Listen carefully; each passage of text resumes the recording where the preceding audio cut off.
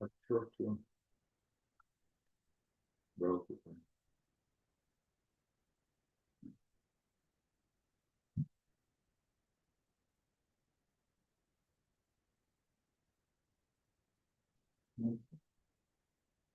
Okay.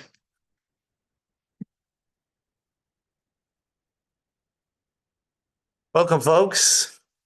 We're coming from the holiday of Pesach, Achron Pesach, the last day of Pesach, Mashiach Suda, that we ended off Pesach with the festive meal of Mashiach, where literally the matzah we ate, the wine that we drank, infuses or imbues in us and infuses in us a faith, and not just a faith in the coming of Mashiach, but with an appreciation and understanding of it. That it's felt in every fiber of our being, that the world is unfolding to fulfill its ultimate purpose, and death and taxes are not real. What's real is the presence of God in this world, in our lives, is palpable and real. Just as food is palpable and real, right? So it becomes ingested in a part of us. The matzah that we ate yesterday, the wine that we drank yesterday, it becomes palpable, part of us, literally ingesting a belief in the coming of Mashiach, and not just a belief. That's matzah, is the concept of bittul, of subjugating yourself to something greater than yourself. But wine is uh, about pleasure. Right? Wine is about understanding and appreciation, that we actually appreciate the reality of God's presence in our personal lives and beyond personally, but in everything around us. It's all unfolding towards Mashiach. Sometimes we're blinded and we don't see it, but that's what Mashiach Suda gives us the capacity. That's where we're coming from. Welcome to Tanya today. I'm Rabbi Ronnie Fine, coming to you from Chabad Zich in Kadesh, Montreal, Canada, where it's a privilege and a pleasure to share with you the Tanya, as we do every day at this time. We continue that the teachings of Tanya are teachings that not only are a great light in a darker world, as the world actually gets darker on one level, right? And this is a greater light to help us to see the way in a dark world, but more so, it's the light of the future, the light of Mashiach, the teachings of Mashiach. And therefore, it's a foretaste of what will be in the times of Mashiach. We get a foretaste of it now. As we have by Mashiach Suda, so we have it. We have a foretaste of it. So welcome for that. We conclude today chapter 41. Chapter 41 is a very, well, every chapter is crucially important. And there's something very special about it, about, request to people that they should know this chapter by heart. Yeah. I can't say that I know it by heart. Not yet, yeah. So I have some of my children that know it by heart, my daughters in particular, that they know it by heart, or at least a portion of it. Whether you know it by heart or not, but it should be something that, is a part and parcel, something that we live with. So we're speaking over here that when you do a mitzvah, when in the service of God, that there is a doing it to connect to God. To connect to God with a love of God and with a sense of awe of God. Right? Really what it is a complete surrender. complete surrender. You're surrendering your soul, right? Just like you would surrender your soul to keep your faith, be ready to surrender your soul. So likewise, we surrender our soul for a simple morning blessing. For a simple blessing. So when you recite, Baruch Ata, blessed are you, right? That there's a sense of God's presence. You're speaking to God. You're saying you, which is you, like you before me, right? We're not saying third person. When we make a blessing, we're not speaking about God in third person, which means he's removed. He's not here, right? He's saying, blessed are you. Oh, you that's present. So that we have to give ourselves over. By the way, I'm speaking to myself over here. Thank you all for listening so I could talk to myself. Right? Because, it's very easy to bladder out a blessing, a bracha, because we know it. It's part of life. Baruch atah Hashem Elokeinu shehakol niheh bidvarav, right? But to have a sense of God's presence, that's real surrender, giving yourself over to that. That's really, whoa. Similarly, says the Alter Rebbe, in when we learn, like we're learning now. So it's giving yourself over in prayer in such a way, right? Before the Amidah, for example, you're standing before God. God's listening to you. God, it's precious, the conversation you're going to have with God. To be aware of that. Give yourself over entirely to that. Likewise, we need to be prepared in this kind of fashion when we're studying, like we're doing right now. It's essential for the Beinani to have the intent that we're learning for its own sake, for God's sake, to connect to God through the learning. That's indispensable that we have that before we study, right? That we are doing this not for the wisdom that we gain, not for the pleasure that we have from it, not to say that there isn't pleasure and there isn't a wisdom that we gain, but the intent that it is in order to connect to God, right? We need to have that intent. Says the Alter Rebbe, when you're writing a bill of divorce or a Torah scroll, you have to do it lishma. Actually, we're coming from Pesach, right? Coming from Pesach. So when you make matzah, if you watch any videos online about making matzah, so they all say, L'shem matzah's mitzvah, for the sake of doing the mitzvah of matzah, right? They say it all out loud, one time at least one time during that matzah that's being made, so that it should be done with the intention that you're doing for the mitzvah, not doing it, for the paycheck. You're not doing it for whatever other purpose, right? You're doing it for the sake of the mitzvah, God's mitzvah, right? So you have to do that when you write a Torah scroll. You have to do that when you're writing a bill of divorce. He gives an example, right? Now, it's sufficient if you do it at the beginning of writing the bill of divorce or writing the Torah scroll for that day. It's sufficient, right? But when you study many hours, if you're sitting in yeshiva, you're studying many hours, it's not sufficient that you do it just at the beginning of the learning. Then he says every hour on the hour, you should also then be mindful, have intent that you are doing this for the sake of God, to connect to God through your studying. Why every hour? Is because he explains over here, this is an amazing thing. God's name, Yud Kei Vav Kei, is made up of 4 letters. Each letter is a combination. In Hebrew, you have to have a minimum of 2 letters that make up a word, right? Minimum.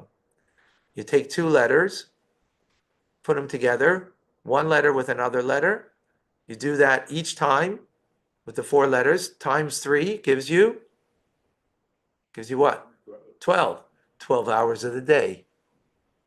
Every hour of the day, there's another tziruf, another combination of God's name that is animating that hour. Therefore, every hour on the hour, you should be mindful of the new flow of divine energy that's coming and animating that hour and everything of that hour, right? And therefore have an intent every hour on the hour of the study that you're doing, if you're studying many hours during the day, right? That this is to connect to Hashem, to do it lishma, for the sake of God, right? Do you do that? Okay. I'm sure they do. Good. After they learn this, how could you not? And nighttime, by the way, the Shemadnai brings it also, right? Night, also we have that. So, by the way, this is very interesting. We have a definition of time. No one ask a physicist to define time. He won't be able to define time. All a physicist can tell you is how to measure time, right? You measure time from one point to another point. So here on Earth, it'll be from this point to that point, right? In outer space, it'll be a different measurement. But all they can give you is a measurement of time. That's not a definition of time. What's the definition of time? So what's the definition of time? God's name that animates this hour. That this hour is Yud K, next is Yud Vav, then the following Yud K, right? And then it's taking the second letter and then doing it with the other three letters. And that becomes the flow of divine energy is what is introduced into that hour, right? Wow. Which is amazing. By the way, so that's the energy that comes in that hour. When the name of God, he doesn't say this over here, it's another place, but just while we're on the topic, what happens with that divine energy at the end of the hour? It's removed, right? It's removed from here. What's it removed with? You know? With the mitzvahs that we do, the Torah that we study, right? You breathe in, you take in the divine energy, you breathe out, you're breathing out. There's something more that's coming up. The mitzvah that we did, where it's ascending with the divine name of God every hour on the hour that is now coming upwards, right? Well, we have that in mind, that our Torah study is actually then, what's it doing? It's actually then giving gratification to God. Because we're giving something more than God gave. God gave his divine energy into the hour, that divine the two letters of God's name that is introduced for that hour, that gives energy, gives light, gives life, literally. And we're giving something back more than that. The mitzvah that we did, which ultimately is giving gratification to God when we do. And this is what he says, the real surrender in our Torah study and our prayer is that we're elevating the sparks of godliness and bringing it back to its source, right? In other words, that we're doing this for the gratification that we're giving to God. Not even for, to connect to God. Not even to connect to God. This is even a greater purpose. The gratification that we're giving to him. And he gives a metaphor over here of the son of the king that is imprisoned. And he comes out of prison. What is the son thinking? This is a real son, right, of the king. It's a metaphor. Now, it might not be that way in some people, but the metaphor is that the son is so happy to be released because my father's going to be so happy with my return to him.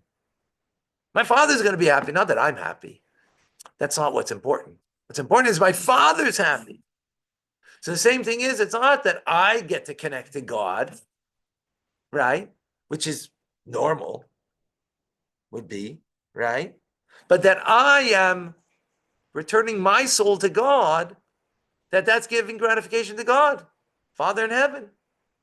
we're giving gratification to him, that in the mitzvah that we do, that he has gratification in me, and in the mitzvah that I've accomplished. The Alter Rebbe says that this is a very lofty level, but it's genuine. That we can have this intent, this mindfulness at all times. Even when you think it might be, whoa, this is way beyond where I'm holding. No, because it's the truth of our soul. Our soul wants to connect to God, not for its mere own sake of fulfillment, but to bring gratification to God himself. That's a natural love that is bequeathed to us by our ancestors, by our ancestors, that this is the nature of our soul, the Jewish soul, that it wants to give gratification to God. Also, purpose doesn't fulfill the purpose. Hmm? Well, through that, we're to create a dwelling place for God in this world. Right, but by elevating the sparks. Nevertheless, says in conclusion, we shouldn't be satisfied with this level in itself, but we should reflect on the greatness of God, that we should have also an intellectual generated love and fear. Because this is a natural love and fear that we're having over here. In other words, the nature of my soul is that it wants to give gratification to God. Like the nature of the good son, when he wants to give gratification to his father, right? Not that he should, not for himself. Totally not for himself. Totally for his father. So our soul wants to give our Father in heaven, to give God the gratification through the learning that we're going through now. And every hour on the hour, therefore we have that in mind, because every hour in the hour are what we're giving that gratification, because it's going up that learning above. The intellectual? No, that's not intellectual. I know. That's the nature of our soul. In other words, that's bequeathed to us, that is our faith. But then he says that's not enough. Together with that, also appreciate intellectually the truth of God and the greatness of God and the reality of God. Know that intellectually, and that also should be there in order that you have an intellectually generated love and awe of God. Well, it's Chabad in the sense that it's using your intellect, right? The first thing is not using your intellect. You're being mindful of a truth. The second one is not just being mindful, but you have to really contemplate about the truth of God's presence in creation, the truth of God as creator, the truth of God beyond creation, beyond being a creator. And being intellectually, firmly implanted with those truths, right? That's not a hidden love, a natural love of the soul that you're revealing. You are, working hard on. Got that? Yeah. Menachem Hillel, what's the question? That concept in the now. So we are studying Tanya. How is the divine energy manifesting itself? What's happening based on what you are saying? So, for example, if you would go through understanding, let's give one example, right, of how God animates every hour on the hour, right, and understand the principle of it, and understand the nuance specifics of it, and you would think about that, meditate upon that. That would bring you to a sense of awe of God, a sense of wanting to cleave to him, right? Because intellectually you generated that understanding that fed your heart, right? That's the second part that we're speaking of, the last thing that he mentions over here, right? As opposed to just being mindful of the truth of your soul.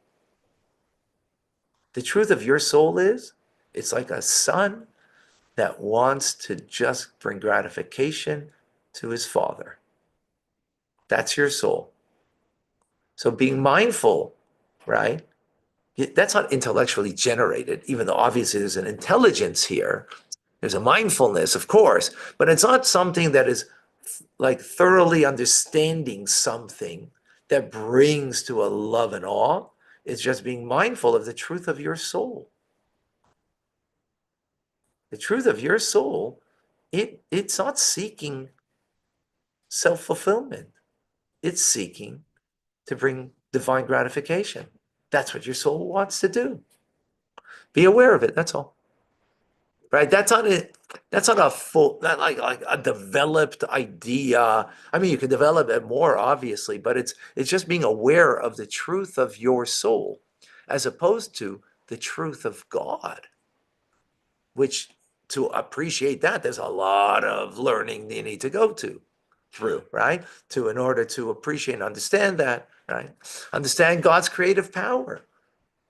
What Yud does in creation, what the Hey does in creation, what the Vav does in creation, what the latter Hey does in creation, and understand all of that very deeply. When you do that, what will that do? It's going to feed you emotionally, right? To have a love and awe of God. That's a different, it's not about your soul, it's about your mind, understanding that feeds your heart, right? It's not about the natural inclination of your soul, right? Got the difference? No, you don't get the difference. It's gonna take some time for me to work. 'Cause I'm thinking in David, terms you get the difference? You get the difference? of- Huh? So, Sure. yeah, Because when we okay. do our mundane things in our lives, when we go to work, when we do whatever, are we within that divine hour going to be aware of what you just Yeah, that's not intellectually generated love. No, and awe of God. No. Because that's when only through meditation that it's going to come to that. This, you know why, you're having a trouble with this? The truth is I have a trouble with it in practice because we don't practice this. Be very fair. How much are we spending time to think about the truth and the greatness of God? How much are we spending time to thinking about what God does, has done for me in my life, and to think about it intellectually, that it feeds you emotionally, right? We don't. So therefore we have a trouble with this. What we do have a little more is that we know we have a soul, and we sense our soul, and and we sense attachment because of the soul, right? We sense that we don't want to be disattached from God because we have a soul. But that's not an intellectual process. It's an intellectual truth, right? Independent of me. But the fact that I sense that is not intellectually motivated. It's soulfully kind of motivated, right? That's the difference. So we need to have what the Alter Rebbe is concluding over here. Because if you recall, chapters 9 through 16 and 17 rather in Tanya were about intellectually generated love of God and awe of God. Chapters 18 through 25 were about soulful love and awe of God, not intellectually generated. Not to say that it's not intellectual, but it's not intellectually generated. It's generated by being aware of your soul. That's different. Being aware of your soul is one kind of way to serve God. Intellectually appreciating the truth of God, the the greatness of God, as creator, beyond creator, personally in my life, beyond my life, that's a different approach, right? That's a different approach, right? That's like really learning a lot, and that learning that you ponder it, meditate upon it, that it brings to a feeling as a result. That's very different than being aware that you have a soul. We're much more that second path, aware of a soul, that we have much more of a connection to. Huh? The awareness of our soul is more like a default. It's a default setting. It's a default setting that, by the way, that's not default how we live. We live default with our animal soul. But we are privy at moments to be aware, at least the mindfulness over here is to be aware that no. My default setting is I'm self-centered because my animal soul is always thinking about myself, right? Even in the good that I do. That was chapter 1 of Tanya, right? Even the good that we do can come from our animal soul. It doesn't mean it's not good, but it's good because it's good for me. Right? Animal soul will do the mitzvah because it's good for me. It makes me feel good. It makes me feel connected. It makes me feel, whole and complete. That's animal soul talk. That's not godly soul. Godly soul is, God, I want to bring you the gratification. I want to connect to you because what else is there? And through that connection, I can bring a gratification to you. I could do what you need me for, what you want from me. That's a soul talk, right? That's godly soul talk. That's not animal. That's not benefit. There's no talk there about the benefit for me. I'm here for you. What do you need me for? I'm there for you. That's soul talk, godly soul, right? Versus the animal soul can also do the mitzvah, right? I love Shabbos. I love Shabbos. It's just, that's animal soul talk. I love Shabbos, which is good. We need that, right? But we need to know who's talking, right? Then there's another thing over here is to access your divine soul, not because of the innate love it has, but because of the deep truth of God that we intellectually get. So actually what it's accessing is our what's it called? Nefesh HaMaskelis, our intellectual soul. That intellectual soul, we access it. It's not the animal soul and it's not the godly soul. The godly soul inspires me to use my intellect to know God, to know the truth of God. And from that truth, to be inspiring my feelings towards God, that I want to cleave to Him. That I want to cleave to Him, right? That's what it will lead me to, that I want to connect to. I want to, right? There's an I there. There's an I there, as opposed to, right? And that's what he ends off over here. We're not giving up the I. In the first explanation of bringing the gratification to God, right? There's no I there. I'm there for you, God. I'm there, whatever you need from me. There's no me. I'm just here for you, right? To bring you the gratification. The son, imagine the son leaves a prison and he's not thinking about himself. I left prison, right? If my animal soul left prison, who would I think about? Only me, right? When my godly soul leaves prison, who am I thinking about? To whom I'm returning to my Father, right? To God. So it's about that I'm giving to Him the gratification. Wow, He's so pleased, right? But now, so the Alter Rebbe concludes chapter 41 and say, but there's still, don't lose the I in the sense that you also want to cleave to God. But how do you cleaving to God? By knowing God. That's a bittul too. It's not, there's different, it's a bittul ayesh, not bittul b'mitzias. It's a bittul. It's still, because to know God means to know Him, right? So there's a bittul to do that, to know God, right? Because you're the knower. Because you're the knower. Okay, that's fine. If I'm not here to know, then I'm not going to know, right? In the bittul of the soul, is a bittul that there's no I there because it's not about me. But in knowing, there has to be a me to know. Therefore there has to be a me that loves. So what he's saying is, no, that you need both things here. That's amazing, right? So very powerful, very, very powerful.